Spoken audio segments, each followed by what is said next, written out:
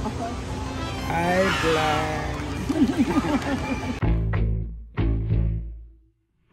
We are here in London. Jealous. Eating pizza.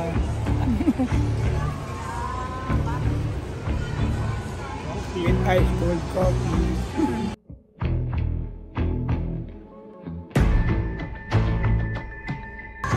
With french fries maalat.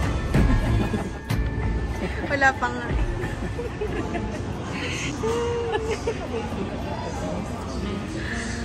Hi. Big man. I'm Ben Soniga. Wow. My partner, Ricky. Velasquez. Pupongay.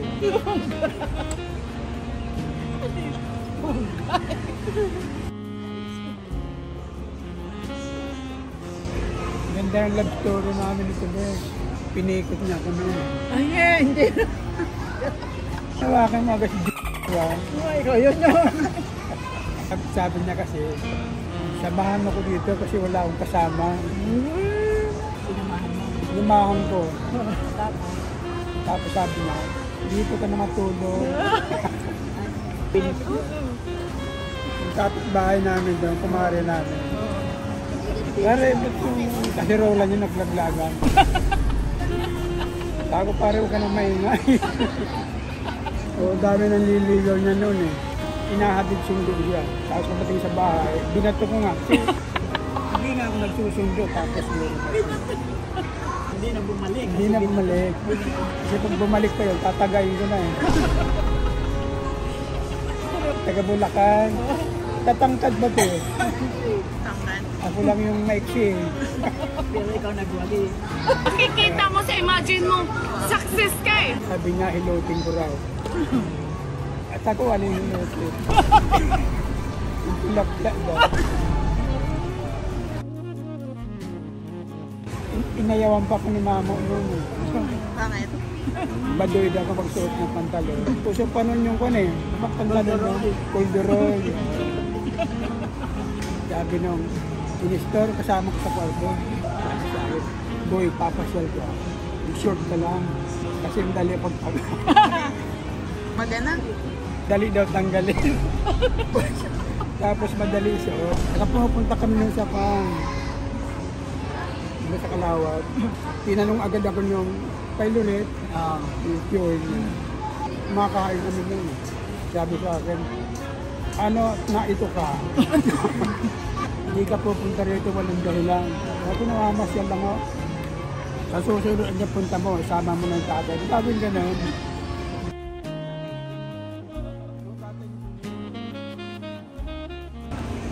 46 years. 46.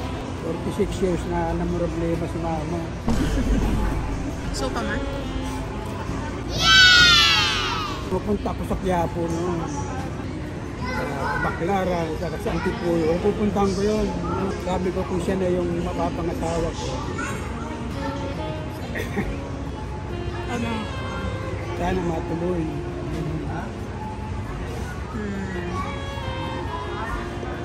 Tuloy-tuloy naman yung pamamasyalan. Humingi ka ng sign. Kasi yung mother niya, Matilde, napakabait nun. Sabi nag-iinom kami, may ang kaunti lalapitan ako nun. Sabi ko, boy, pahinga ka na yung si Kating, hindi kain ko na, iinom niya. Pagkakain, lago ko nilalapitan. Napakabait, kaya isa yung sakwan na naging na-close kami. Kasi yung mga nauna kong girlfriend, sabi sa akin, sikreto muna natin kasi baka malaman ng magulang ko, tagain ka. Tapos nung wala punta namin, commander na, tatalo yung dalawa sa kayo ate ni Kujing. Kasi nag-aayos nung mga kasalan, si Pailoret, sabi ni Pakito, Tol, ako naman tatay, ako ang bahala dito, sabi ganun. Tapos yun na yung sunod boy, sama mo na rito ang tatay mo.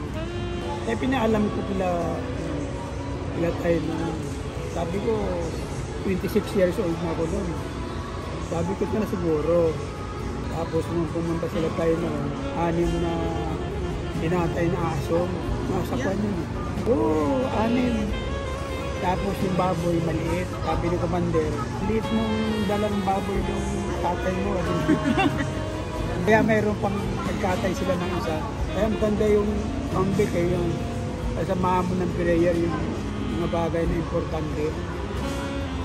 Pag walang basbas sa'yo, baka walang kahinat mo. Manok noon, 150 lang yun. Ang pera ko noon, 3,000 lang yata. Ang laking halaga noon, panahon na. Ilang manok yung 10, di parang 1 lang yun. 150, di 150 lang yun. Nalikom namin pera, 700. Tapos sabi ni Commander, kung uuwi na kami siya, bumalik siya. Uy, may mga utang tayo. 300 yata. Yung mga regalo sa amin, mga baso, mga plato.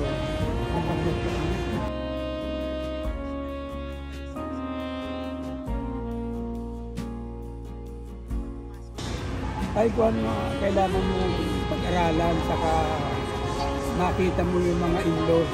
Hindi ko pwede yung kayong dalawa lang mag-uusap. Makita mo yung in-laws para yung sitwasyon nila. Paano.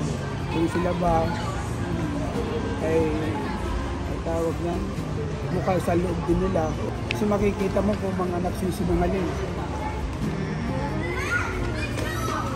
Lalo na kung mayroon ka, wala, paglalaroan ka nun. Saka sa pagdadasal mo. Tapos noon, gustong itanan ito noon eh. Oo nga. Halimbawa mo kasi yung kasal namin. Madaling araw yun, ha? Maliligo. Inuntahan siya nung naliligo sa kanya. Bago magkita sa mama. Naka-schedule na rin yung kasal eh. At saka may asawa na yun. Ang dami rin mga pinagdaanan na tapos noon, hindi, bago ikasal pa lang, may mga nangyari na sa amin. Nagdatasal ko na sana hindi pa mabuo kasi laking problema. Kaya kuwan pala yun eh, fiktibo talaga yung nagdadasal ka.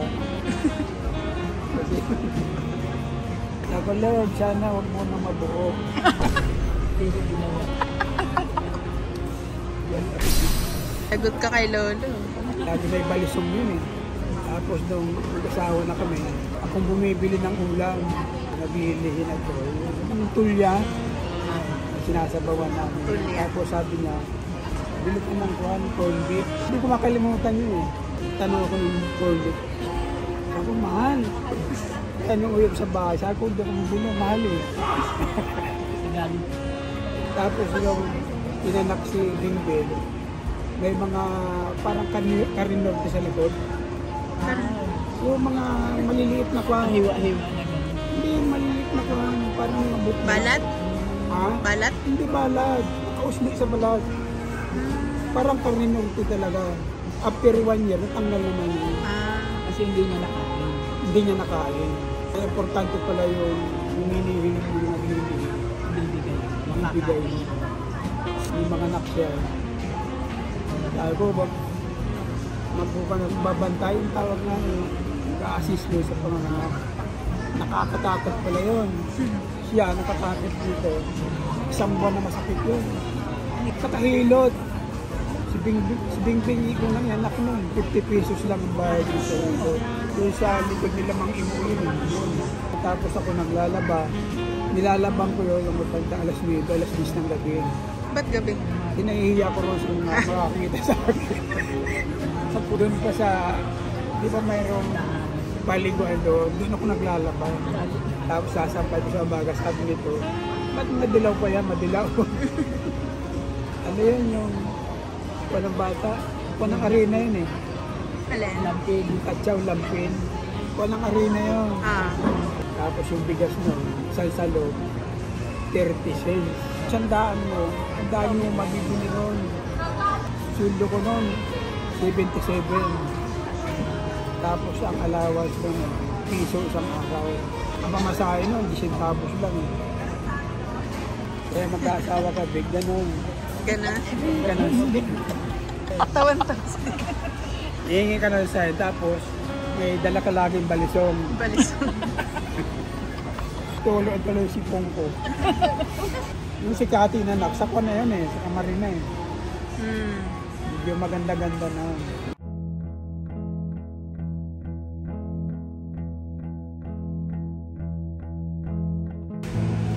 Yung kuwan siya eh, yung pasensyo siya. Para bang papasensya lang siya no, titipid. Kasi kung iba-iba, baka naghiwalay na kami. Iba-iba. Lagi akong lasing. No? Nakita ni Pingping no, may kaakbay ko. Uy, kailan yun?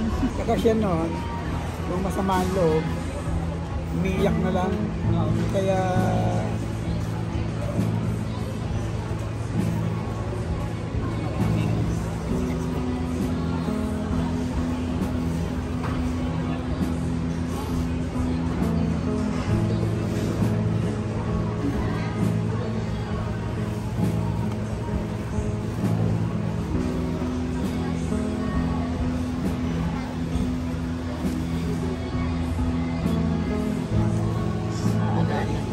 naiyak mo ko.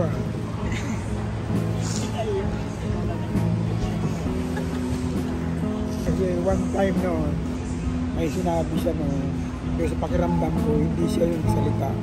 Sabi niya, ikaw may gawa nito. Oo, ikaw may gawa nito. Sa paano yung sinabi mo? Ano bang sabihin ko? Pakiramdam ko noon, normal ko noon. Eh, punta ko na CR mo, iyak na iyak. Kung na nag-umpisa yung parang pagbabago. Kasi hindi siya nagagalit kung sa'yo.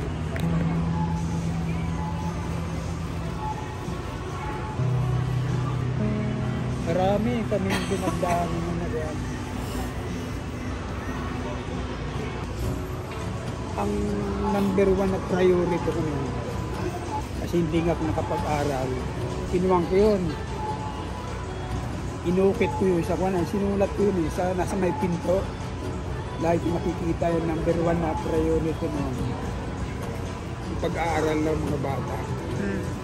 Kasi di ba, kung ano raw pangarap mo, basta araw-araw mo, parang yung permission yun.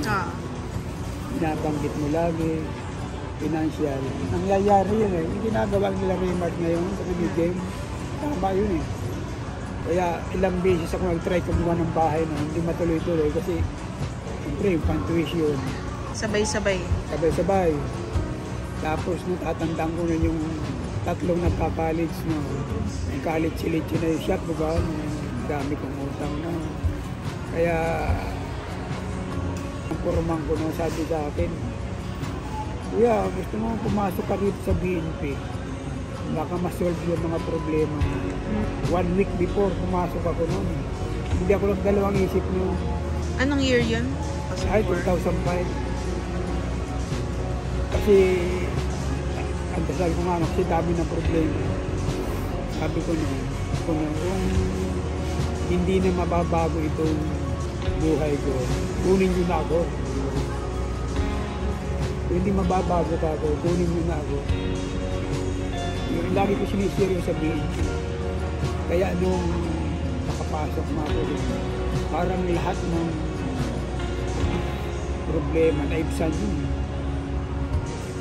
Parang may hinugot dito sa akin.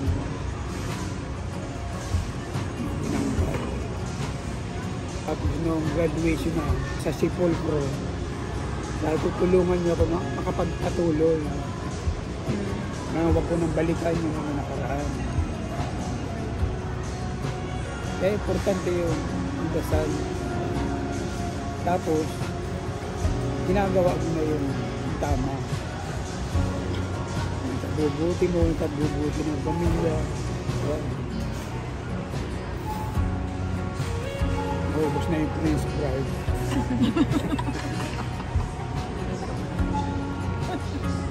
skinhead. Ano? Gwapo yan. Wow. Sabi mo nung Ano? nagustuhan mo, mahaba. Ang alin? Pasensya. Tapos sabi mo pa, Ano? malaki. Ang alin? Ang pagmamahal.